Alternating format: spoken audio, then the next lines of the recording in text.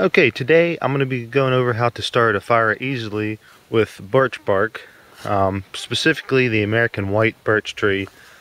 There's other names for it like the canoe birch and all kinds of various names like that. So I'm not a tree expert, so we're not going to go into all that. But the American white birch is very easily can be identified from this peeling of bark that comes off. It almost looks like a sunburn skin when it starts to peel off. And this bark, whenever you peel off, can be used very easily to start a fire. Okay, whether you're using a little ferro rod or even a match. The oils that are contained in the bark burn very, very easily. So I'm going to go ahead and harvest some of that and we'll get a fire going. You can see we have some other birch trees around here we can pull off of. Like that, and I'm just going to stuff it in my pocket as we go along. You can see it's a snowy day out. I mean, it's not like extremely wet or anything, but the point is, even though that there is still snow left on the tree and a little bit of moisture, the oils that are contained in the bark will have no problem lighting up. Okay, I'm going to gather some more and we'll go ahead and try it out. Wow, is this not proof that winter can be beautiful too?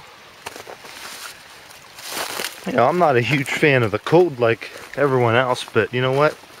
You just gotta go out there and enjoy nature anyways. A lot of us focus on spring and fall and maybe even summer for nice weather, and then you think that winter has to be 3 months filled of just depressing cold weather where you can't do anything outside. But you know what? Just get outside and enjoy nature a little bit. Okay, so the first thing we're gonna do is just kind of clear a little spot off where we can build a fire. So it's not too deep, no big deal. And again, I'm going to use two methods today for starting a fire. Let me see if I can get my stuff out. I'm going to use the ferro rod. Okay. You know, one of these guys. And then just a simple lighter. We'll start off with a simple lighter. I mean, you know, again, when you're out in the wilderness, out in the bush, so to speak, it's always good to have a couple methods, and I mean, nothing's really easier than a lighter. Okay, it just doesn't necessarily last as long as it's not as waterproof as the ferro rod. In fact, it's not waterproof at all. So, here we go. Oops, I'm gonna tilt the screen down a little bit, make sure I can see. And we're just gonna start off getting a fire going using a lighter. And you know, there's nothing too hard about it. You're just gonna light the lighter up and just catch the bark on fire. And you can see already it's burning on its own. You gotta kind of position some of the other stuff. And then, you know, get some other stuff going.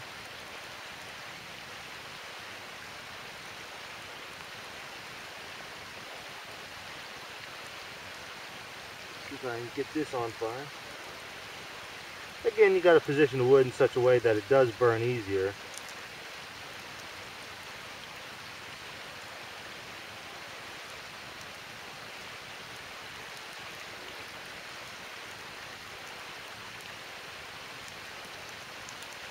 And that little bit right there is going to burn for a while, actually.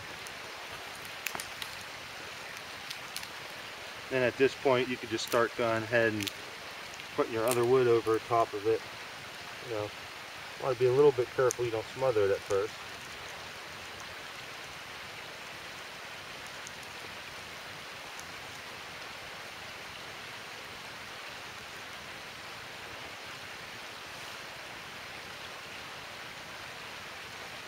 Not extremely graceful right now, and you can always, if you want, put a little bit more beech or birch bark on there.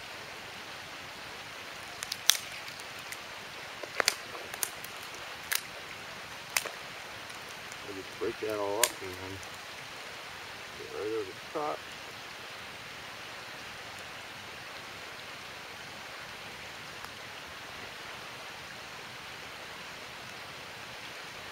And it's still burning. I mean, you know, there's no instant fire unless you're using gasoline, but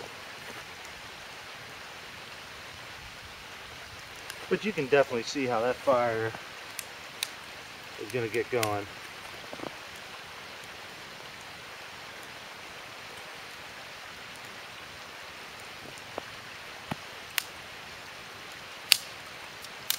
I'm just using some dry pine branches to add to the fire.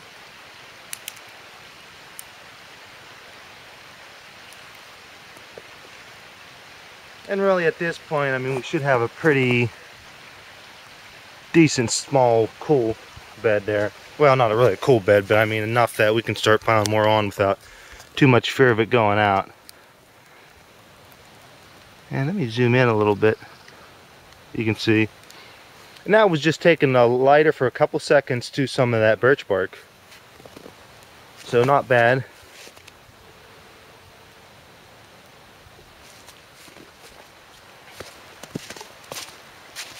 Okay, I went ahead and cleared that other small fire so that it was not in my way. Okay. And what I'm going to start off is trying to create a little bit of buffer on the ground here so that the birch bark doesn't have to touch the ground, at least the part that I'm going to try to ignite. Maybe if you have a rock or a dry piece of wood, branch or board or something around, you could use that. So I'm just going to go ahead and lay some of this out just to have it on standby for whenever we get a spark caught.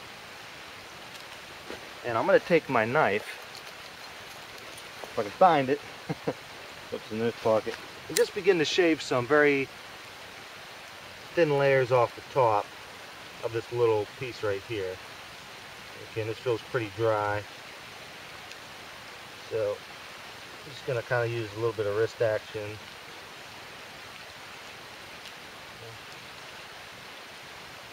Let's see. Now, if you didn't have a knife, you could probably use a rock or something. You know, you can find a little stone that seems to be sharp. Again, I'm just shaving a little bit layers off, trying to keep the pile of shavings and almost dust near, all in one pile. And you're going to just kind of keep shaving until you're almost through, almost like you shaved the whole off. Not necessarily the whole way, but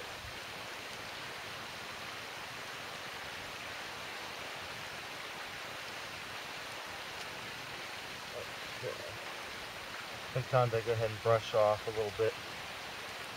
That was on my knife, and I believe we have enough here to catch a spark. We'll pull a little bit more out so we can quickly add to it once we get a flame.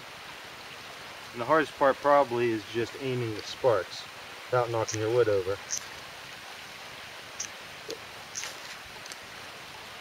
Okay, a little bit of a flame, but not enough. Okay, there's a flame, and again, oops, didn't quite get it. Try it again.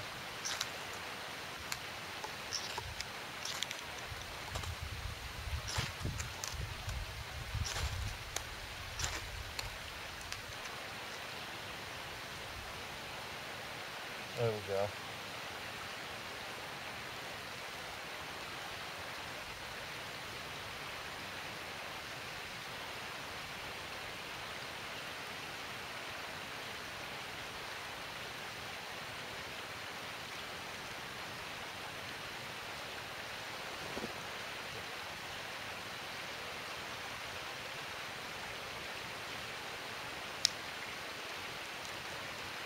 And you do have to be a little bit delicate with it, but there's almost enough oils in the bark alone to catch a spark without shaving any little pieces off. However, I find if you have a little bit of shavings and a little bit of dust, it just makes it a little bit easier. And again, if you have a lighter, it's going to be a lot easier than the ferro rod, but a lot of survival experts use a ferro rod just because they last for a while, and you can't really have a mechanical malfunction with it. Plus, fully waterproof. And this isn't even a watertight container in and of itself, but even if the whole thing got totally submerged in wet, you just kind of shake off the excess water and it still sparks. So that's why they're so convenient. And if you have extra birch bark, again, you can just kind of keep putting that on there, getting a good base going. And really at this point, again, just start putting your other wood on there, maybe drying it out a little bit. Small pieces don't take long to dry out.